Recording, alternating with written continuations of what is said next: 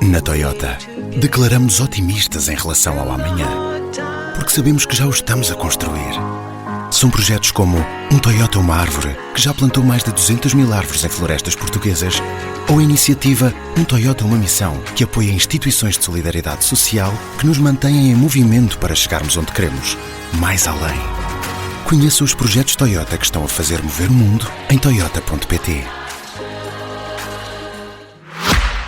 Assim chegamos à altura dos livros. Eu trago esta semana um livro de poesia em que peguei de imediato na livraria por razões muito pessoais. Esta é uma recomendação bastante pessoal. A autora teve uma importância considerável na minha vida, a importância que alguns professores conseguem ter marcando-nos de forma indelével, mesmo que em alguns casos nunca venham a sabê-lo. No caso, esta sabe, que eu já lhe disse. Descobri então há uns dias numa livraria acabado de publicar este belíssimo testemunho da vocação poética da minha antiga professora Elisa Costa Pinto, com quem tive a sorte de me cruzar no Liceu Camões no secundário, no meu 10º ano de escolaridade, e no primeiro ano em que a professora Elisa Costa Pinto deu aulas.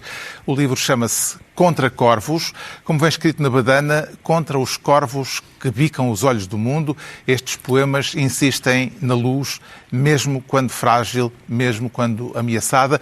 Um dos poemas chama-se Os Gatos e diz o seguinte: os gatos estão sentados na minha infância como as árvores e as estrelas de papel.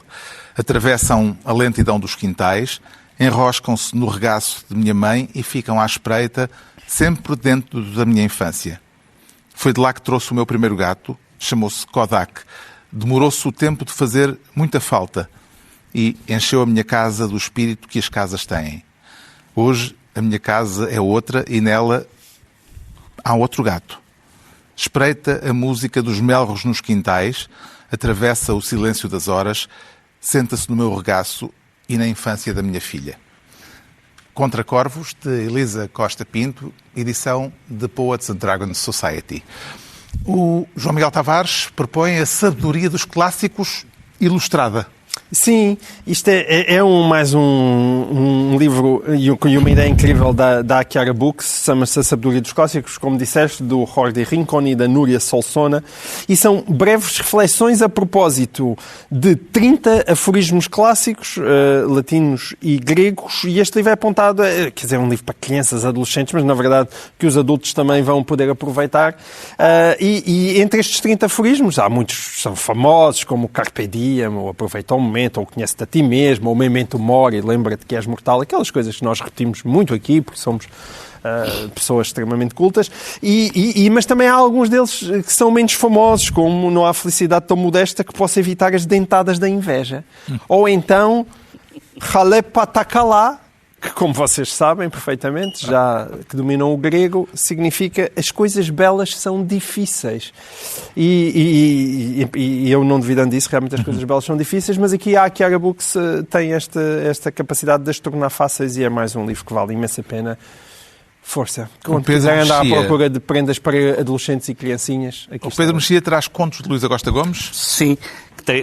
É um livro, é uma espécie de coleção de lados B, como nos discos, que são coisas que foram publicadas em antologias. Alguns contos são retomados de coletâneas de contos da Luísa Costa Gomes.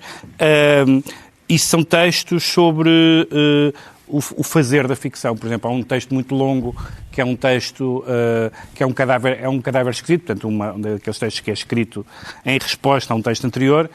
E nesse texto e noutros há coisas deste género. Ela, a essa altura, acaba o conto dizendo assim: este conto era a base para um romance de 700 páginas. Eu, como não escrevi o romance, vou agora fazer uma sinopse. Então tem uma nota de rodapé enorme sobre uma sinopse de um conto imaginário, imagino eu. É uma brincadeira sempre com o fazer o triunfo é zero, ninguém triunfa aqui, são todos uns desgraçados, é uma história da miséria portuguesa, e ela pega em coisas como o 5 de outubro ou um atropelamento, que não chega a acontecer, e o que tem interesse é sempre a vivacidade com que ela expõe os mecanismos da ficção e a graça que tem. É uma edição do Dom Quixote. O Ricardo Araújo Pereira propõe um livro que vem de um espetáculo. Sim, exatamente. É o livro de um do Gregório do Vivier, um humorista brasileiro, chama-se A Flor da Língua, e é um livro de um humorista, ou melhor, se calhar melhor, de um certo tipo de humorista, de um daqueles que se tem um fascínio com o seu material de trabalho principal, que é a língua e as palavras em geral, não é? O facto de serem uma convenção que às vezes designa coisas sem que haja uma relação entre as duas. Outras vezes existe, como ele diz, o sussurro, por exemplo, parece ser uma palavra sussurrada e metralhar obriga a fuzilar com a língua. Mas também por causa do barulho que certas palavras fazem, isso interessa-nos bastante. E depois há coisas sobre a língua portuguesa especificamente, sobre as especificidades da língua portuguesa em geral, como, por exemplo, a palavra luar e chulé, que é, aliás, um orgulho do português, os diminutivos, o modo como eles alteram as coisas e que os estrangeiros não fazem ideia do que é que significa, por exemplo, a diferença entre quentinho e quente, ou as especificidades do português de Portugal, como que o fascinam, como se calhar, ronha, javardo, grandes triunfos da língua. E Gregório? Gregório, ele também se surpreende com o facto de, no nosso país, o nome dele ser usado para designar o ato de vomitar, sendo que no Brasil os nomes são Hugo e Raul, e portanto ele ficou bastante surpreendido. Mas também as especificidades do português do Brasil, como xingar, que vem do quimbundo, tem outras influências, e também siririca, que vem do tupi, e é uma palavra da qual nós precisávamos cá, no português de Portugal, porque designa uma realidade que realmente, de facto, não temos palavra para ela, que é a masturbação feminina.